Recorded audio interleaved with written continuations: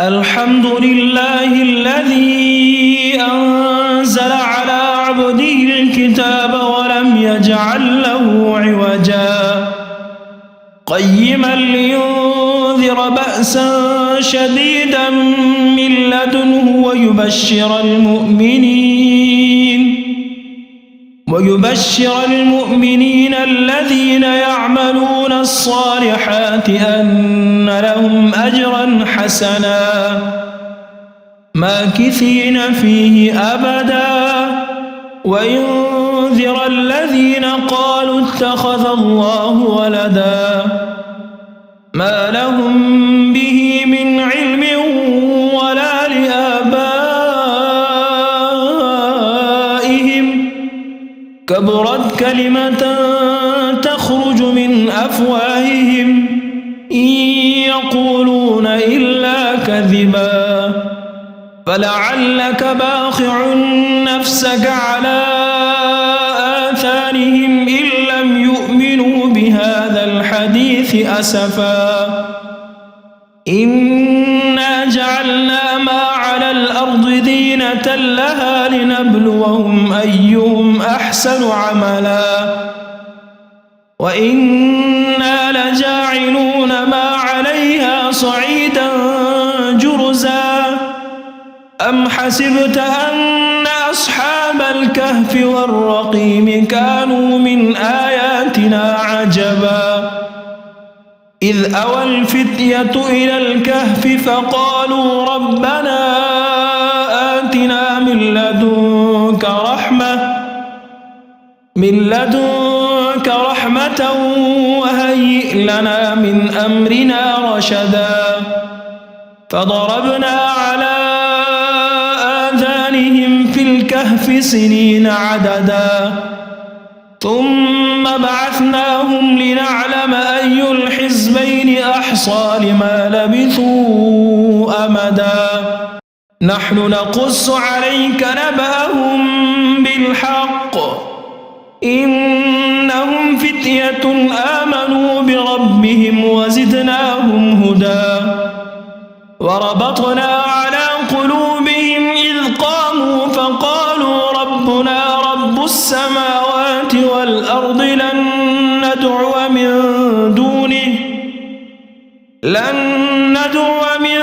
دونه إلها لقد قلنا إذا شططا هؤلاء قوم اتخذوا من دونه آلهة لولا يأتون عليهم بسلطان بين فمن أظلم ممن افترى على الله كذبا وإذ اعتزلتموهم وما يعبدون إلا الله فأووا إلى الكهف ينشر لكم ربكم من رحمته ويهيئ لكم من أمركم مرفقا وترى الشمس إذا طلعت تزاور عن كهفهم ذات اليمين وإذا غربت تقرضهم ذات الشمال وهم في فجوة منه ذلك من آيات الله من يهد الله فهو المهتد ومن يضلل فلن تجد له وليا مرشدا وتحسبهم أيقاظا وهم رقود ونقلبهم ذات اليمين وذات الشمال وكلبهم باسط ذراعيه بالوصيد لو اطلعت عليهم لوليت منهم فرارا ولملئت منهم رعبا وكذلك بعثناهم ليتساءلوا بينهم قال قائل منهم كم لبثتم قالوا لبثنا يوما أو بعض يوم قالوا ربكم أعلم بما لبثتم فابعثوا أحدكم بورقكم هذه إلى المدينة فلينظر أيها أزكى طعاما فليأتكم برزق منه وليتلطف ولا يشعرن بكم أحدا إنهم إن يظهروا عليكم يرجموكم أو يعيدوكم في ملتهم ولن تفلحوا إذا أبدا وكذلك أعثرنا عليهم ليعلموا أن وعد الله حق وأن الساعة لا ريب فيها إذ يتنازعون بينهم أمرهم فقالوا ابنوا عليهم بنيانا ربهم أعلم بهم قال الذين غلبوا على أمرهم لنتخذن عليهم مسجدا سيقولون ثلاثة رابعهم كلبهم ويقولون خمسة سادسهم كلبهم رجما بالغيب ويقولون سبعة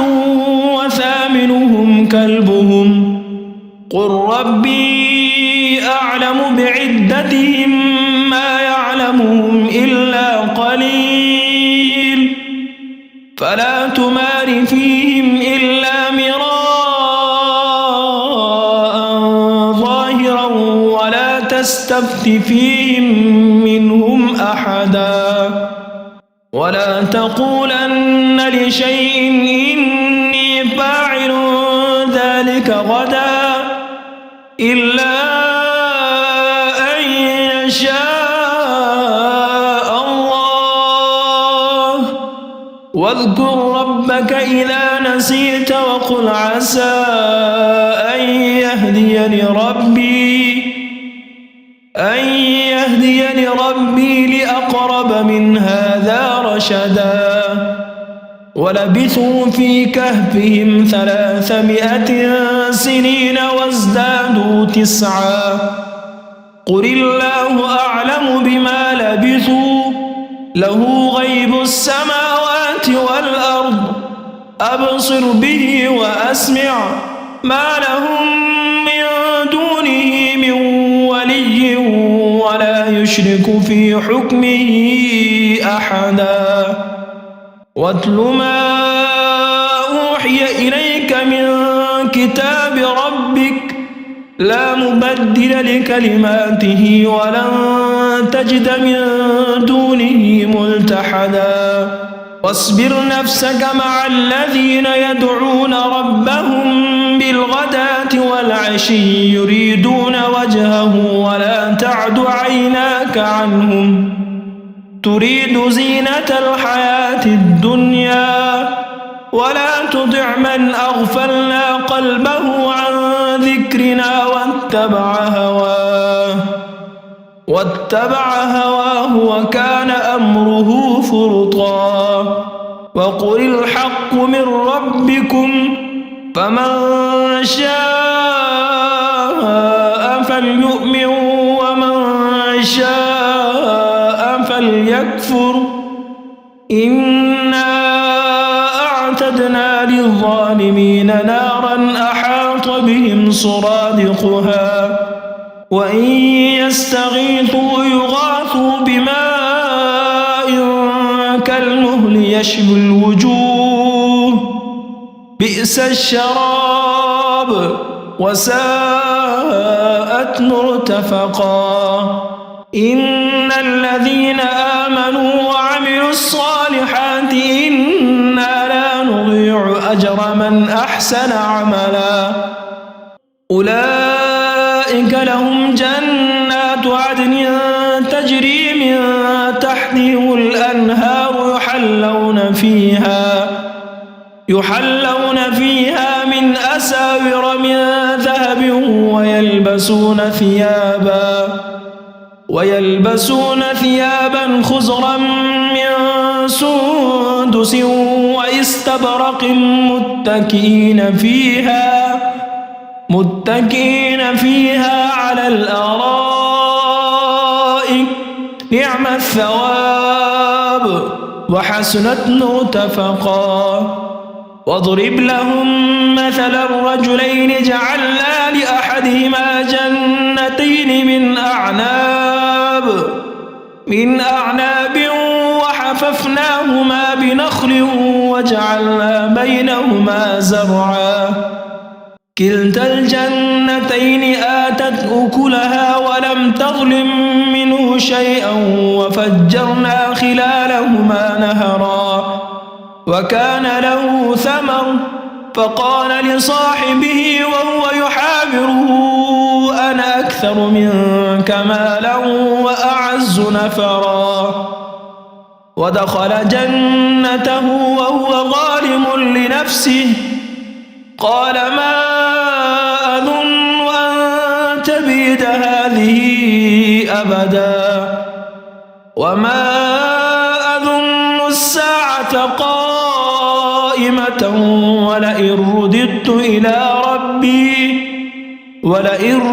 إلى ربي لأجدن خيرا منها منقلبا. قال له صاحبه وهو يحاوره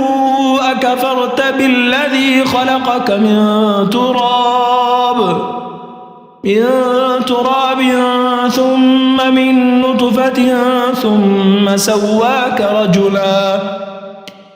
لكن هو الله ربي ولا أشرك بربي أحدا.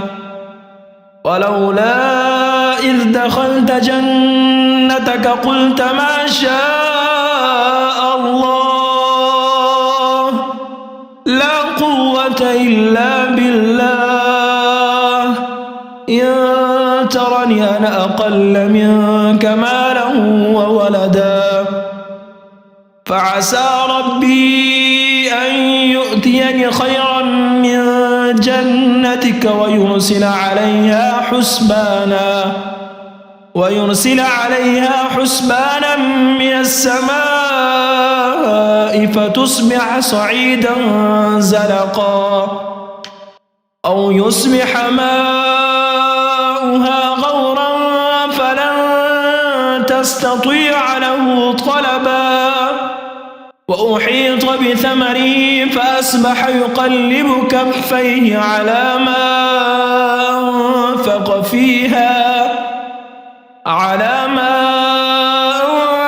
فيها وهي خاوية على عروشها ويقول يا ليتني لم أشرك بربي أحدا ولم تكن له فئة ينصرونه من دون الله وما كان منتصرا. هنالك الولاية لله الحق هو خير ثوابا وخير عقبا. واضرب لهم مثل الحياة الدنيا كماء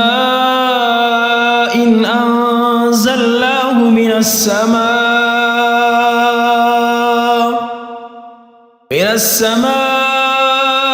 فاختلط به نبات الأرض فأصبح هشيما تذروه الرياح وكان الله على كل شيء مقتدرا. المال والبنون زينة الحياة الدنيا والباقيات الصالحات خير عند ربك ثوابا وخير أملا. ويوم نسير الجبال وترى الأرض بارزة وحشرناهم فلم نغادر منهم أحدا وعرضوا على ربك صفا لقد جئتمونا كما خلقناكم أول مرة بل زعمتم أن لن نجعل لكم موعدا ووضع الكتاب فترى المجرمين مشفقين مما فيه ويقولون يا ويلتنا ما لهذا الكتاب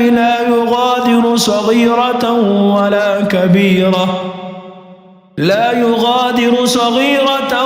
ولا كبيرة إلا أحصاها ووجدوا ما عملوا حاضرا ولا يظلم ربك أحدا وإذ قلنا للملائكة اسجدوا لآدم فسجدوا إلا إبليس كان من الجن ففسق عن أمر ربه أفتتخذونه وذريته أولياء من دوني وهم لكم عدو بئس للظالمين بدلا ما أشهدتهم خلق السماوات والأرض ولا خلق أنفسهم وما كنت متخذ المضلين عضدا ويوم يقول نادوا شركائي الذين زعمتم فدعوهم فلم يستجيبوا لهم وجعلنا بينهم موبقا فرأى المجرمون النار فظنوا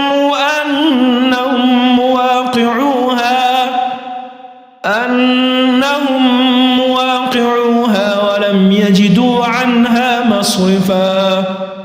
ولقد صرفنا في هذا القرآن للناس من كل مثل وكان الإنسان أكثر شيء جدلا وما منع الناس أن يؤمنوا إذ جاءهم الهدى ويستغفروا ربهم إلا أن تأتيهم سنة الأولين أو يأتيهم العذاب قبلا وما نرسل المرسلين إلا مبشرين ومنذرين ويجادل الذين كفروا بالباطل ليدحضوا به الحق واتخذوا آياتي وما أنذروا هزوا ومن أظلم ممن ذكر بآيات ربه فأعرض عنها ونسي ما قدمت يداه إنا جعلنا على قلوبهم أكنة أن يفقهوه وفي آذانهم وقرا وإن تدعوهم إلى الهدى فلن يهتدوا إذا أبدا وربك الغفور ذو الرحمة لو يؤاخذهم بما كسبوا لعجل لهم العذاب بل لهم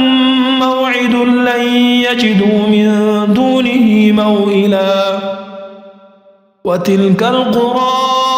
أهلكناهم لما ظلموا وجعلنا لمهلكهم موعدا وإذ قال موسى لفتاه لا أبرح حتى أبلغ مجمع البحرين أو أمضي حقبا فلما بلغا مجمع بينهما نسيا حوتهما فاتخذ سبيله في البحر سربا فلما جاوزا قال لفتاه آتنا غداءنا لقد لقينا من سفرنا هذا نصبا قال أرأيت إذ أوينا إلى الصخرة فإني نسيت الحوت وما أنسانيه إلا الشيطان أن أذكره واتخذ سبيله في البحر عجبا قال ذلك ما كنا نبغي فارتدا على آثارهما قصصا فوجدا عبدا من عبادنا آتيناه رحمة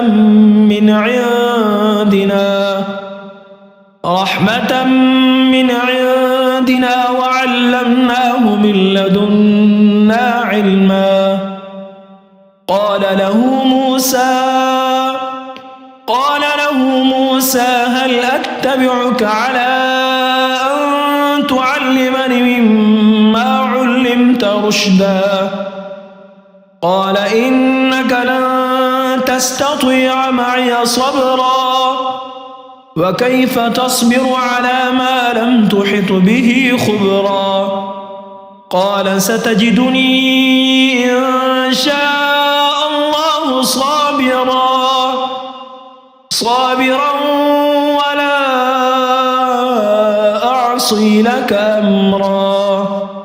قال فإن اتبعتني فلا تسألني عن شيء حتى أحدث لك منه ذكرا فانطلقا حتى إذا ركبا في السفينة خرقها قال أخرقتها لتغرق أهلها لقد جئت شيئا إمرا قال ألم أقل إنك لن تستطيع معي صبرا قال لا تؤاخذني بما نسيت ولا ترهقني من أمري عسرا فانطلقا حتى إذا لقيا غلاما فقتله قال أقتلت نفسا زكية بغير نفس لقد جئت شيئا نكرا قال ألم أقل لك إنك لن تستطيع معي صبرا قال إن سألتك عن شيء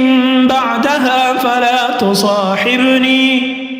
قد بلغت من لدني عذرا فانطلقا حتى إذا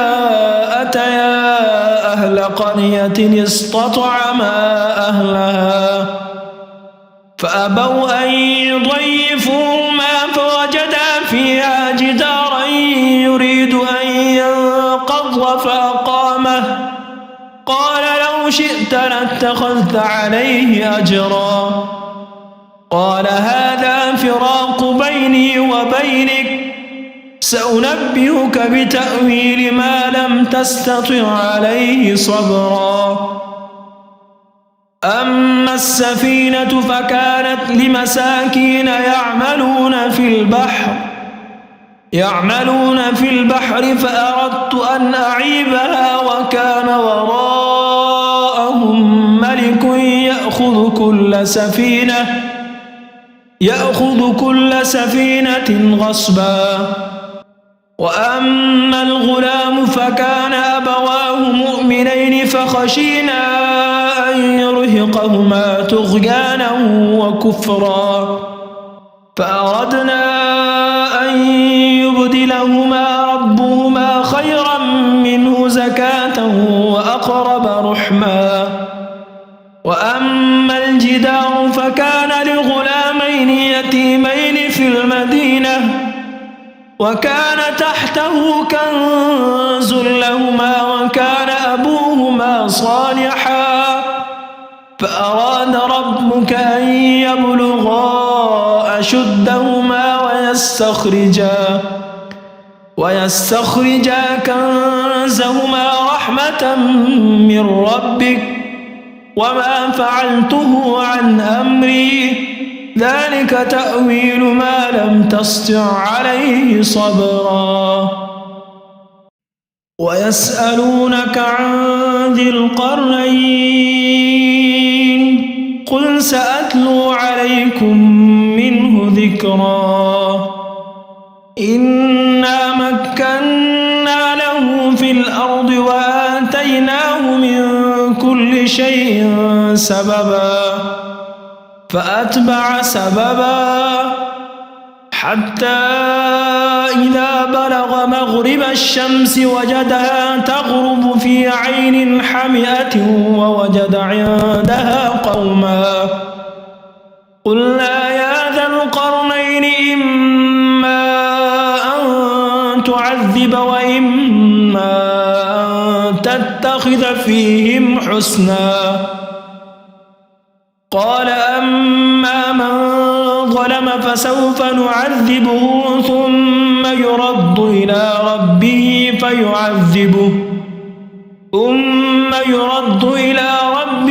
فيعذبه عذابا نكرا وأما من آمن وعمل صالحا فله جزاء الحسنى وسنقول له من أمرنا يسرا ثم أتبع سببا حتى إذا بلغ مطلع الشمس وجدها تطلع على قوم لم نجعل لهم من دونها سترا كذلك وقد أحطنا بما لديه خبرا ثم أتبع سببا حتى إذا بلغ بين السدين وجد من دونهما قوما لا يكادون يفقهون قولا قالوا يا ذا القرنين إن يأجوج ومأجوج مفسدون في الأرض فهل نجعل لك خرجا على أن تجعل بيننا وبينهم سدا قال ما مكني فيه ربي خير فأعينوني بقوة أجعل بيننا وبينكم ردما آتوني زبر الحديد حتى إذا ساوى بين الصدفين قال انفخوا حتى إذا جعله نارا قال آتوني أفرغ عليه قطرا فما استطاعوا أن يظهروه وما استطاعوا له نقبا قال هذا رحمة من ربي فإذا جاء وعد ربي جعله دكا وكان وعد ربي حقا وتركنا بعضهم يومئذ يموج في بعض ونفخ في الصور فجمعناهم جمعا وعرضنا جهنم يومئذ للكافرين عرضا الذين كانت أعينهم في غطاء عن ذكري وكانوا لا يستطيعون سمعا أفحسب الذين كفروا أن يتخذوا عبادي من دوني أولياء إنا أعتدنا جهنم للكافرين نزلا قل هل ننبئكم بالأخسرين أعمالا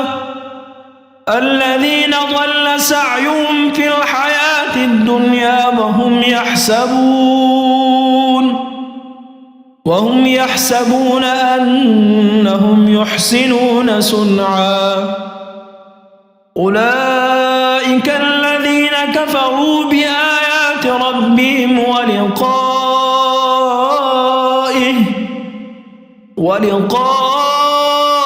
ربه فحبطت أعمالهم فلا نقيم لهم يوم القيامة وزنا ذلك جزاؤهم جهنم بما كفروا واتخذوا آياتي ورسلي هزوا إن الذين آمنوا وعملوا الصالحات كانت لهم جنات الفردوس نزلا خالدين فيها لا يبغون عنها حولا قل لو كان البحر مدادا لكلمات ربي لنفد البحر قبل أن تنفد كلمات ربي ولو جئنا بمثله مددا قل إنما أنا بشر مثلكم يوحى إلي أنما إلهكم إله واحد فمن كان يرجو لقاء ربه فليعمل عملا صالحا ولا يشرك بعبادة ربه أحدا.